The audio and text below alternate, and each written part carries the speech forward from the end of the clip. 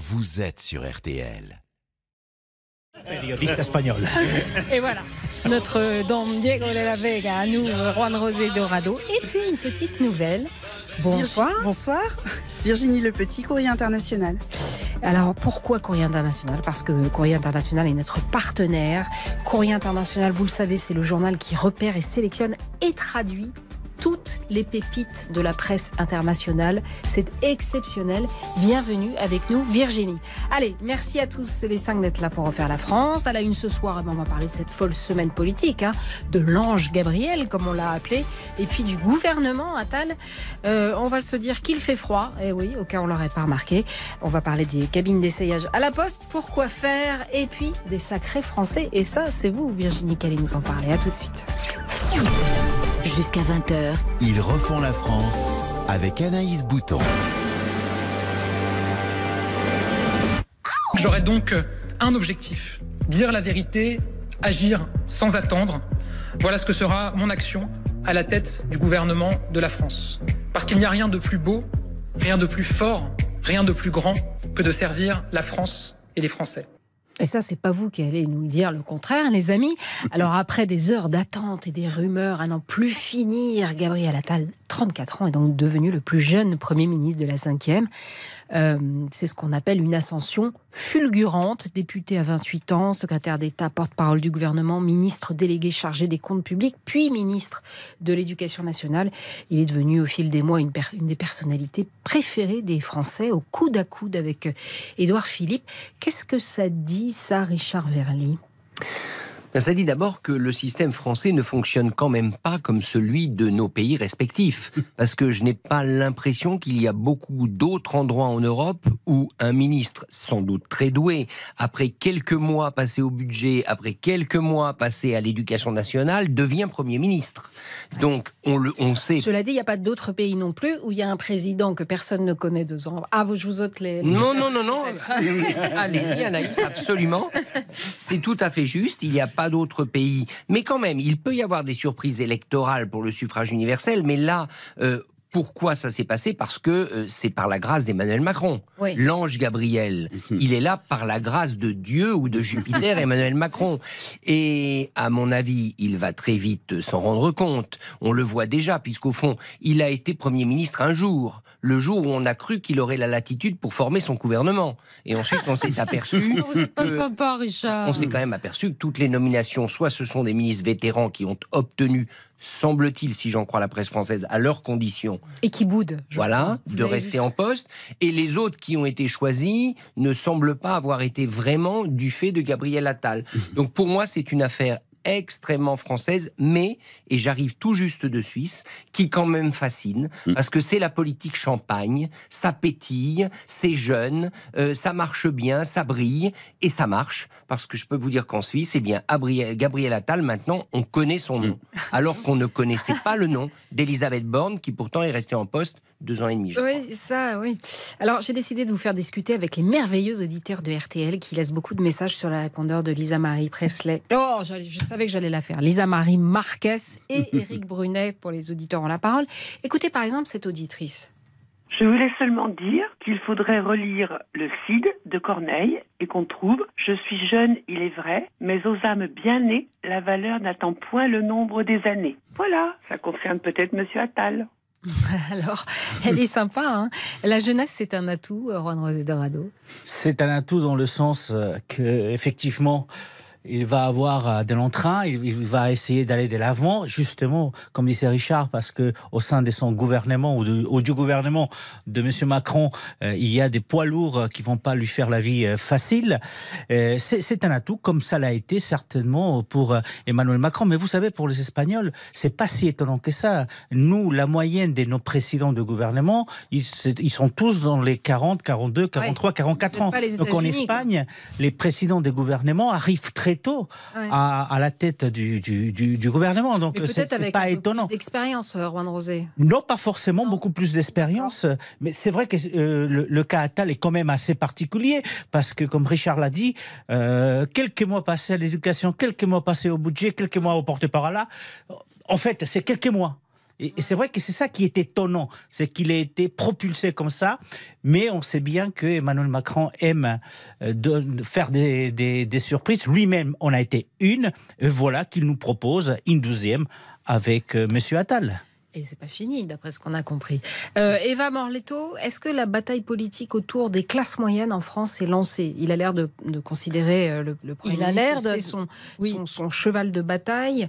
Et on sait que les classes moyennes, c'est un électorat qui est très sensible aux questions du pouvoir d'achat et du déclassement social, et qui est de plus en plus tenté par le Rassemblement national. C'est son sujet? Alors, c'est son sujet, mais il faut voir si c'est son sujet tant que Premier ministre ou tant que communicant. Alors, on avait vu déjà, en tant que ministre de l'Éducation, que son vrai atout, c'est la communication. Gabriel Attal, vraiment pointu, même dans les lexiques. Spécialiste en punchline. Vous l'avez entendu dans l'extrait que je vous ai mis là. Dire la vérité, agir sans attendre. Ouais. Quand même, D'ailleurs, il avait dit une vérité aux Italiens en disant que leur politique migratoire était à vomir. Ça aussi, c'est un punchline dont on se rappelle. Mais il a aussi utilisé une lexique, comme par exemple parler d'électrochoc, lorsqu'il y a eu la thématique de l'harcèlement scolaire, qui est très importante, pour qui il a essayé de travailler. Donc, il sait vraiment être communicant. Classe moyenne, pourquoi la classe moyenne? On n'en parle jamais de la classe moyenne. C'est vraiment l'invisible dans la société européenne. Donc, il a su la mettre au centre. Mais est-ce que la mettre au centre dans les discours, ou est-ce qu'il saura le faire vraiment tant que chef du gouvernement actif? Alors, l'analyse d'un auditeur que j'ai trouvé pas mal, qui a laissé un message sur le répondeur de RTL, on l'écoute. Bonjour à toute l'équipe auditeur, et je voulais revenir sur la nomination de Gabriel Attal, Premier ministre, et je suis assez surpris que très peu de personnes en parlent, mais je pense que le président de la République prépare tout simplement sa succession au présidentiel, une suite logique de ce qu'il a mis en place. John Henley, il prépare sa succession, ou au contraire, il l'envoie au casse-pipe. L'avenir le dira. Merci John pour cette brillante analyse. Mais on n'a aucune façon de le dire en ce moment. Je veux dire, soit ça va marcher. Le problème, c'est qu'on n'a pas évoqué jusqu'ici, c'est que il a beau être jeune, super bon communicant, je suis complètement d'accord, etc. Ça ne change pas l'arithmétique de l'Assemblée. Ah, je veux dire, il n'y a toujours pas de majorité. Ouais. Donc il va se retrouver face exactement au même problème qu'Elisabeth Borne. Ouais. L'autre avantage, c'est vrai, vous avez raison, l'autre avantage de Gabriel Attal, c'est qu'il est de la même génération que Jordan Bardella, tête de liste sereine pour les européennes, qui caracole en tête des sondages pour les élections à venir. Et ça, on en parle juste après la pub, vous bougez pas. À tout de suite. RTL. Remaking France. Avec Anaïs Bouton. Jusqu'à 20h. Ils refont la France sur RTL. Anaïs Bouton. Et avec moi, Eva Morletto, Virginie Lorenz, John Henley, Richard Verlier, Juan Rosé Dorado. Et une émission un peu spéciale ce soir puisque j'ai Alors non, on va revenir d'abord, Richard, sur cette histoire de une génération qui s'affronte, un combat de coq, je ne sais pas comment appeler ça, un duel au soleil, Gabriel Attal, Jordan Bardella. Oui, on a compris que ça va être l'affiche électorale. Si le choix d'Emmanuel Macron a sans doute aussi été dicté par ça, il fallait un adversaire non seulement à la hauteur en termes de communication, en termes de popularité, mais quelqu'un qui puisse rivaliser avec Jordan Bardella sur sa grande carte qui est celle de la jeunesse et du renouveau. C'est le cas de Gabriel Attal. La différence, c'est que là, Gabriel Attal n'arrive pas seul dans la bataille. Il a dégainé, ou plutôt Emmanuel Macron a dégainé pour lui, une arme d'opposition massive au Rassemblement national, c'est Rachida Dati. Oui, on va Parce que ne négligeons pas cet aspect. Rachida Dati, figure de l'intégration, quoi qu'on pense de la personnalité politique, c'est une figure de l'intégration. Elle est populaire dans les populations d'origine immigrée, notamment dans les classes moyennes issues de l'immigration. Et je pense que cette carte-là, on la mésestime pour le moment. Finalement, Gabriel Attal ne sera pas seul dans ce combat-là. Quant à Jordan Bardella, lui, il se retrouve subitement sur la défensive, avec une liste aux européennes qui n'est pas encore complètement formée. Donc de ce point de vue-là, c'est bien vu, mais ce n'est que le début. Virginie, vous qui travaillez à Courrier International, vous avez vu donc la presse un peu étrangère s'enthousiasmer ou pas pour Gabriel Attal. Qu'est-ce qu'il faut retenir de ce que trouvent les étrangers ? Alors d'abord, les étrangers, c'est bizarre, n'importe quoi. La presse internationale. Alors d'abord que ce sont effectivement nos confrères suisses et belges qui ont réagi le plus vite, que ce soit à la nomination de Gabriel Attal et à celle de Rachida Dati. Ça, c'était une évidence. Et ensuite, ce qui apparaissait dans un premier temps, ça a été la popularité de Gabriel Attal qui a été très très mise en avant. Et puis dans un second temps, ce qu'on a observé, ce sont les journaux anglo-saxons qui, eux, ont vraiment mis en avant l'homosexualité du Premier ministre. Et c'était beaucoup plus, mise en scène, et ça prenait une importance beaucoup plus grande. Dans les journaux ? Oui, dans ces anglo-saxons. Voilà. Ouais. Et en disant quoi ? En disant que c'était important pour la France. C'était important pour la France, que c'est un signe, que c'est un progrès. Voilà. Mais c'était très intéressant de voir ce décalage, en fait, ces deux temps, un temps plus européen, on va dire, peut-être, et un temps plus américain. Eva Morletto ? Oui, on en a parlé un petit peu aussi en Italie, et notamment parce que, contrairement à d'autres politiques, Gabriel Attal avait mis en avant son homosexualité lorsqu'il avait parlé dans une interview à la télé du fait d'avoir subi des harcèlements scolaires à cause de son homosexualité. Ça, c'est très important, donc comme signe, voilà, de pouvoir mettre en avant et voilà ça. Et par rapport à ce que vous disiez avant sur le duel générationnel de Jordan Bardella et de Gabriel Attal, il y a deux quand même, ils ont en commun certainement la jeunesse, mais il y a deux quand même grandes différences. Une, c'est les milieux d'où ils viennent. Alors, on a pour Gabriel Attal quand même un milieu bourgeois. J'ai vu passer sur les réseaux sociaux d'ailleurs quelque chose d'assez amusant. C'était le parcours de Gabriel Attal, c'est-à-dire toute sa vie s'est déroulée en gros en 4 pâtés de maison. Oui, 2 arrondissements, voilà, 2 arrondissements autour de 6e, de 7e, etc. Alors que Jordan Bardella arrive de Saint-Saint-Denis. Et quand on est jeune, on a cet âge-là, je trouve que, c'est peut-être une analyse sociologique un peu de comptoir, mais quand on arrive d'un milieu un peu plus populaire, on a eu le temps de tomber et de se relever. Alors que Gabriel Attal n'a peut-être pas encore eu le temps de tomber. Il est grandi dans un milieu un peu... Il a été harcelé à l'école et à mon avis, ça a dû être quelque chose quand même. Hein. Peut-être. Il a décrit. Hein. Peut-être, mais politiquement, disons pas... Oui, bien sûr.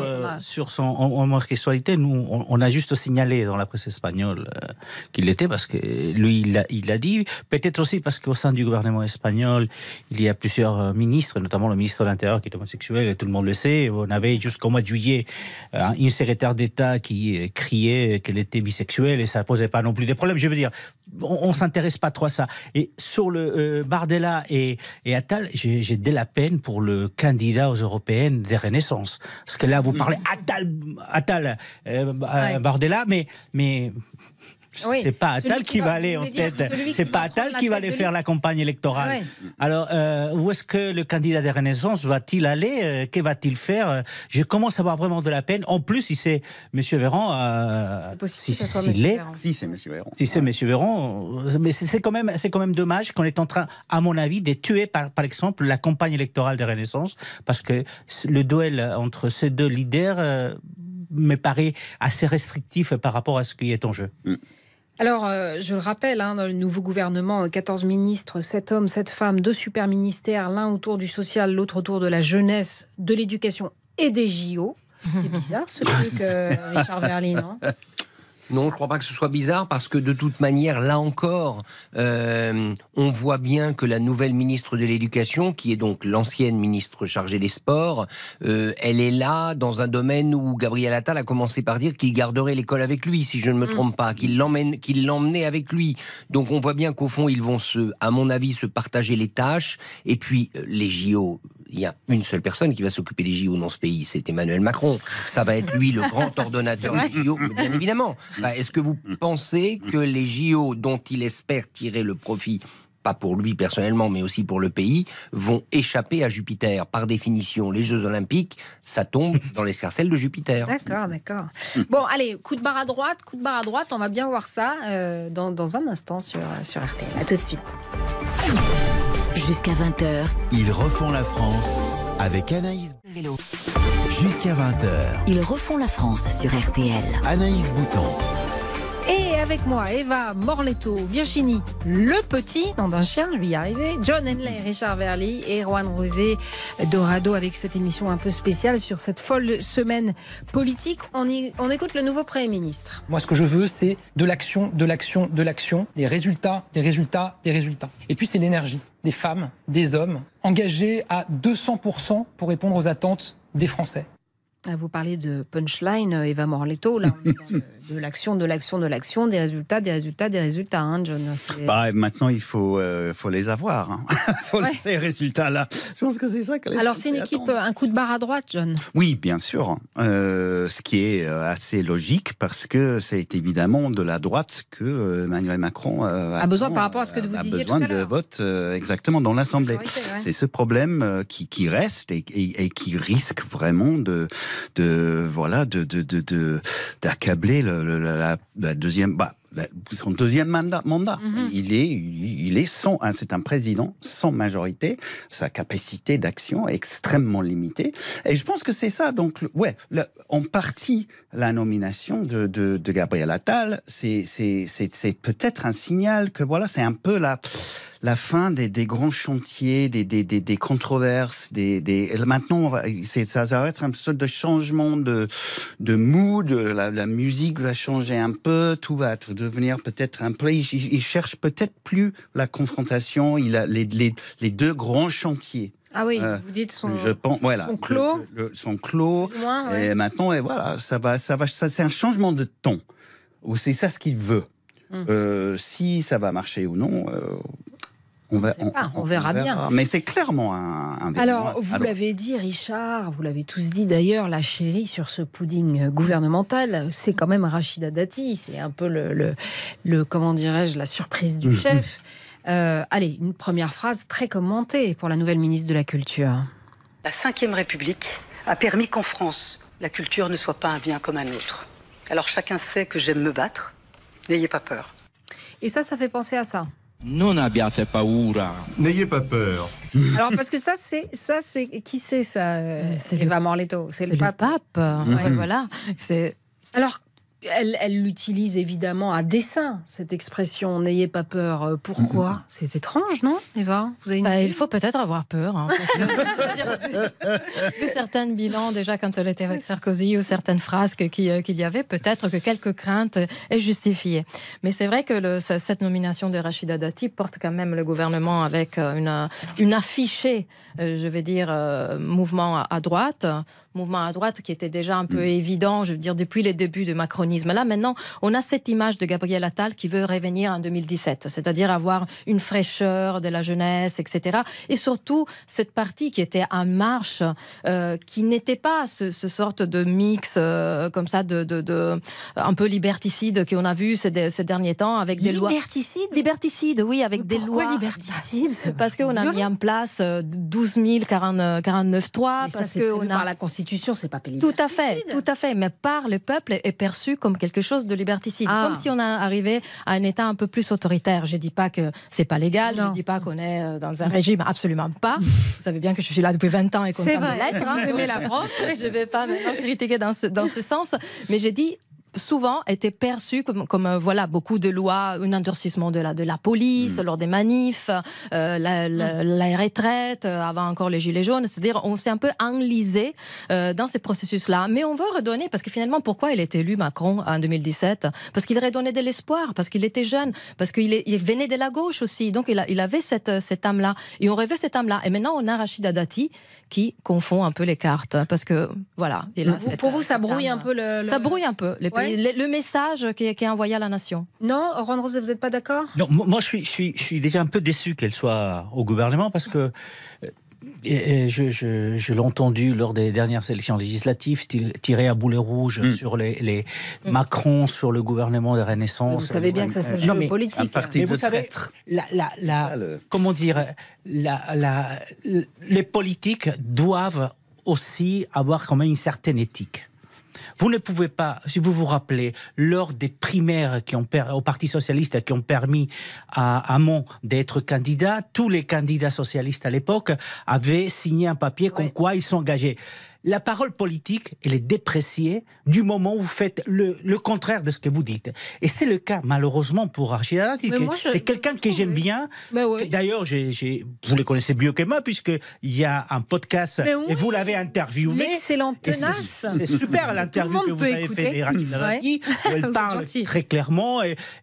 Et donc, je suis un peu déçu qu'elle laisse de côté son parti, celle qu'elle a défendue depuis toujours, pour se passer, entre guillemets, à l'ennemi. Et ça m'amène à vous dire, je ne crois pas que les Républicains vont faciliter les prochaines lois proposées justement par Macron. Parce que quelque part, ils vont se dire, il ne fait que démarcher chez nous. Donc on va être beaucoup plus dur avec Emmanuel Macron.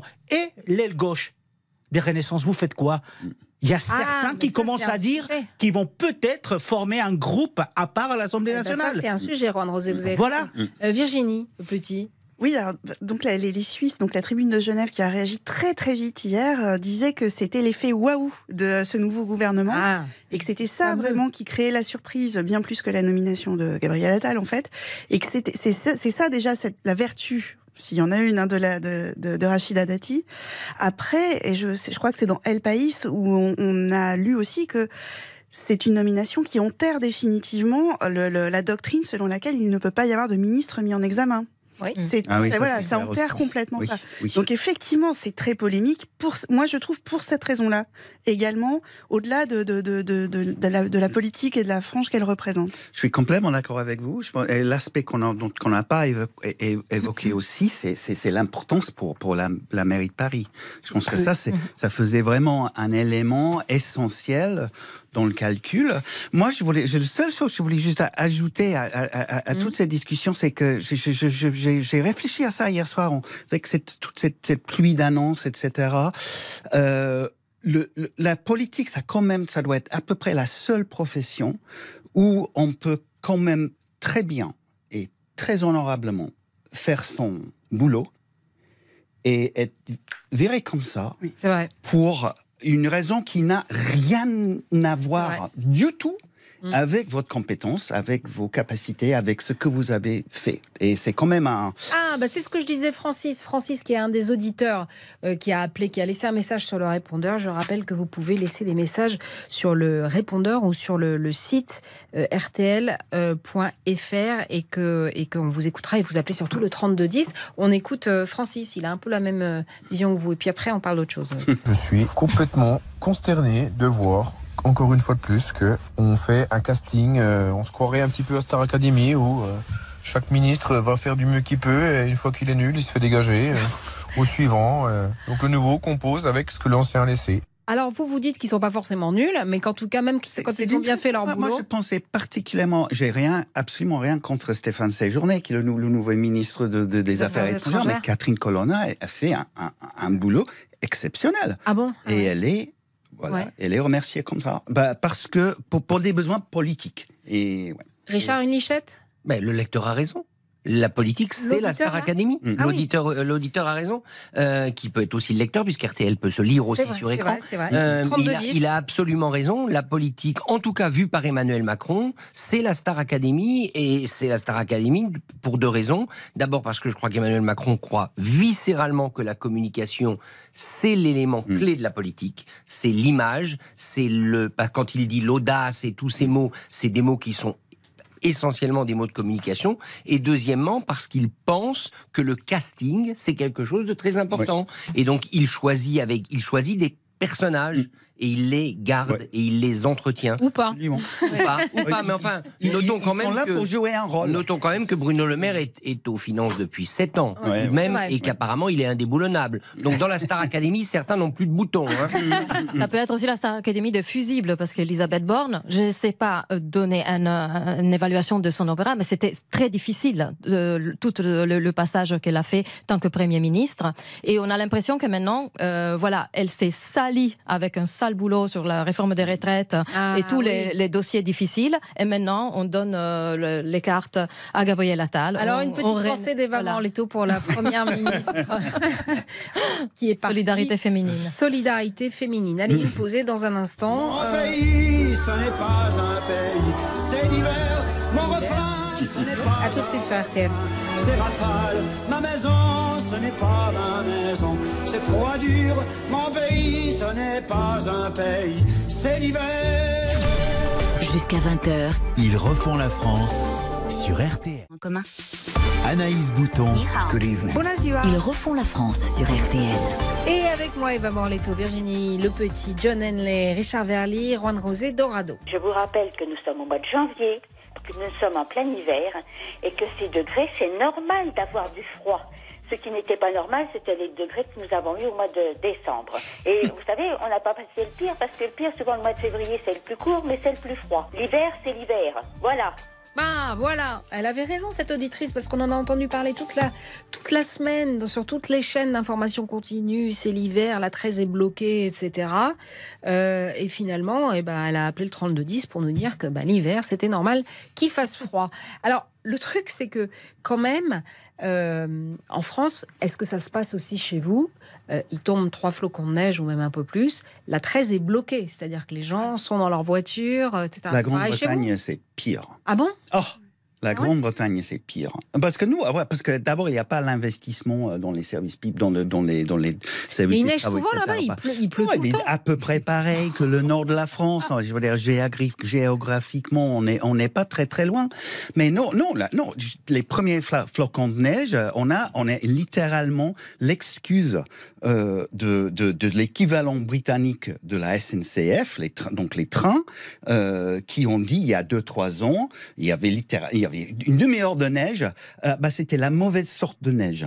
Vraiment, ça a tout bloqué parce que la neige n'était pas à la bonne sorte. On n'était pas préparé pour cette sorte-là de neige. Et c'est ça le Brexit. Hein. Non, mais c'est catastrophique. Et je pense que c'est un calcul fait par les gouvernements un peu partout dans les pays où il neige relativement rarement.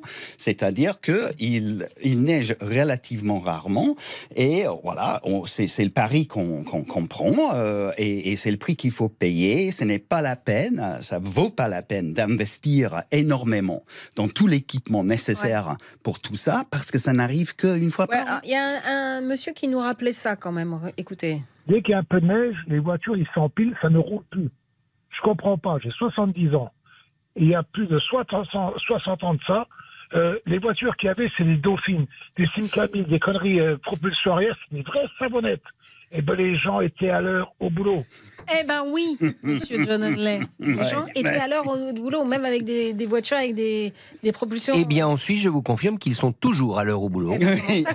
Parce qu'on y arrive. C'est vrai que la neige ne perturbe pas le fonctionnement. Alors, vous me direz, c'est un peu normal, un pays qui est habitué à la montagne. Mais je crois que la réponse, elle est celle que John vient de faire. C'est-à-dire, ce sont des pays qui ont trop désinvesti des services publics, des collectivités locales qui font le calcul qu'il tombe peu de neige, donc on investit peu. Et puis, au moment où la neige arrive, on est paumé. Et à ce moment-là, ce qui est intéressant, c'est la cascade de l'irresponsabilité. C'est toujours la faute de quelqu'un d'autre. Ou de la mauvaise neige. C'est comme ce qui s'est passé. Là, c'est pas du tout dans le Pas-de-Calais, où les rivières n'ont pas été curées. C'est pour ça que Xavier Bertrand était foudrage. Juan Rosé. En même temps, je vous rappelle qu'il fait en ce moment où il a fait 43, moins 44 en Scandinavie. Là. En Suède, ils ont enregistré mercredi la température de moins 43,6, la plus basse depuis 25 ans pour un mois de janvier. J'espère pour eux qu'ils ont des saleuses et des Ils sont préparés. Hein. Ah, ils sont préparés ? Ils sont préparés. Ouais. Virginie, il y a des... Oui, on a publié des articles sur le grand froid en Scandinavie. Alors, au quotidien, ça les gêne, hein, bien sûr. C'est pas tout à fait la même vie que les hivers précédents, mais les réactions sont pas les mêmes. Et puis, pardon, mais la 13, c'est pas la France. La Tresse, c'est la région parisienne. Ah. Oui, je pense quand même qu'il y a d'autres régions en France où les gens conduisent sur la neige et ça va et tout se passe. Vous avez raison. Oui.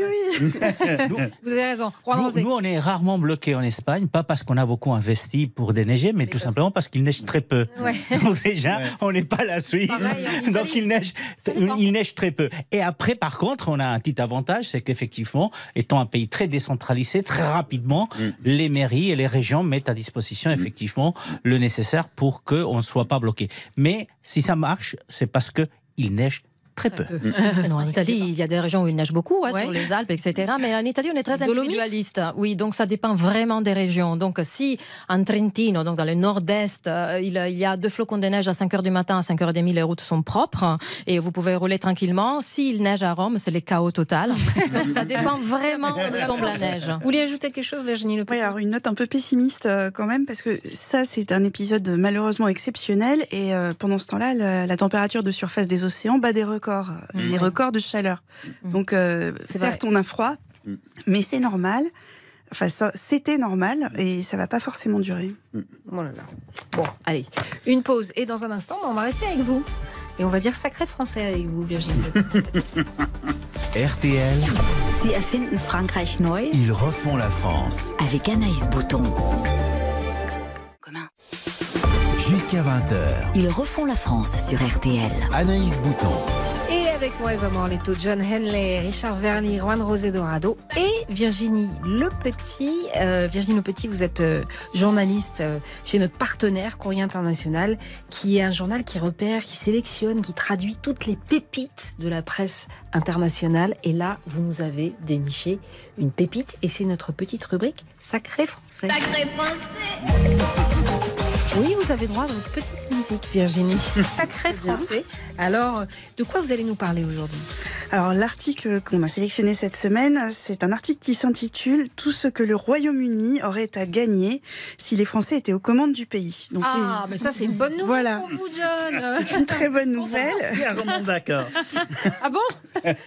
L'auteur, c'est Anthony Peregrine. C'est un grand francophile, un grand voyageur aussi. Il s'est demandé quelles améliorations apporterait un gouvernement français s'il prenait les rênes outre-Manche. Alors pourquoi est-ce qu'il se pose cette question ? C'est simple, il écrit « Les Français restent convaincus qu'ils sont plus doués que nous, les Britanniques, dans certains domaines. » C'est vrai. Et ce n'est pas si faux, ça veut dire. Certains domaines auraient tout à gagner d'un peu d'interventionnisme à la française. Alors il en retient 10. Il y a bien sûr le déjeuner du midi, la table française, les stations balnéaires, leur charmant marché, le système de santé, plus accessible, moins cher. Je ne sais pas si c'est encore très... Aussi. Encore ? Ah ouais ? Puis surtout, quand le système de santé, il associe à ça notre télévision, parce que il pense que le système de santé bénéficie de nos programmes télé soporifiques. Ces programmes indigents, dit-il, poussent les Français à sortir de chez eux. Ou à s'endormir à l'hôpital. À faire de l'exercice et à ne pas rester vautrés sur le canapé. Il admire nos centres-villes, notre patrimoine, notre politesse, n'en déplaise à la tiktokeuse Angela. Ouais. Et notre relation beaucoup plus détendue au sexe, que l'on pratique apparemment beaucoup, mais dont on parle beaucoup moins dans nos médias que dans les tabloïds. C'est vrai. C'est vrai, apparemment. C'est bien vu. Ouais. Voilà. Donc tout est argumenté, c'est écrit avec le sourire, avec de l'ironie et un brin de mauvaise foi quand même, je dois le dire. Et puis pour les plus chauvins d'entre nous, ceux qui auraient déjà les chevilles qui enflent, c'est quand même accompagné d'un avertissement. Il y a des domaines auxquels il ne faut pas toucher, sinon on va saboter le savoir-faire britannique. 3 points fondamentaux, les pubs, le rock et la télévision. Ah, voilà. Vous êtes d'accord ? Oui, non, mais il a bien vu. Qu'est-ce que vous piqueriez en France, vous ? Alors vous, John, vous aviez envie de nous parler d'un truc que vous piqueriez à la France, c'est-à-dire c'est les cabines d'essayage dans les postes. C'est pas particulièrement français, mais j'ai trouvé ça génial pour 2 raisons. Donc en gros, c'est la Poste.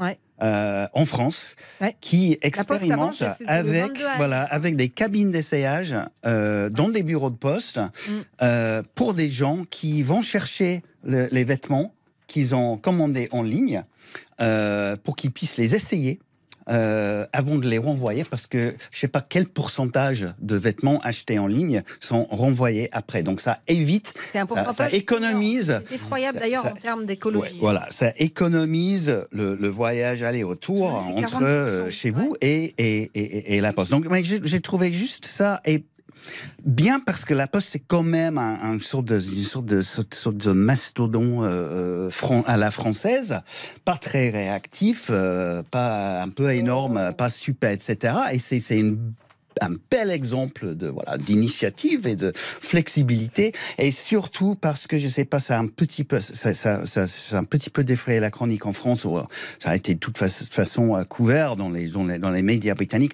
La Poste britannique en ce moment est en proie à une sorte de scandale, mais de format complètement hors norme. Il y a des centaines de contractuels de la Poste qui ont été accusés à tort de fraude, alors que la Poste savait très très bien que c'était la faute d'un nouveau système informatique, etc. Donc ça faisait juste pour moi un contraste et un bel exemple d'invention à la française. Alors on a suivi l'affaire, oui. Et c'est relancé par une série en fait qui a été sur les écrans au Nouvel An, et là le Royaume-Uni réagit à nouveau à ce scandale. Alors on va suivre tout ça. Je rappelle que RTL lance l'opération spéciale pièce jaune. RTL se mobilise pour encourager la collecte et le partage avec un challenge lancé entre 4 villes de France. Vous allez déposer vos pièces, elles vont être pesées et on verra bien qui est la région la plus généreuse de France. Brest, Lens, Montpellier, Nancy. Allez déposer vos pièces jaunes. Merci beaucoup à tous les 5. Eric Silvestro est rentré dans le studio et ça c'est merveilleux. Ils refont. Ciao, buonasera a tutti. Je sais parler italien, je suis obligé de dire en italien. Vendredi prochain, même heure, 19h10. Vous pouvez retrouver l'émission sur RTL.fr et sur l'appli. Dans un instant, Eric, on vous retrouve.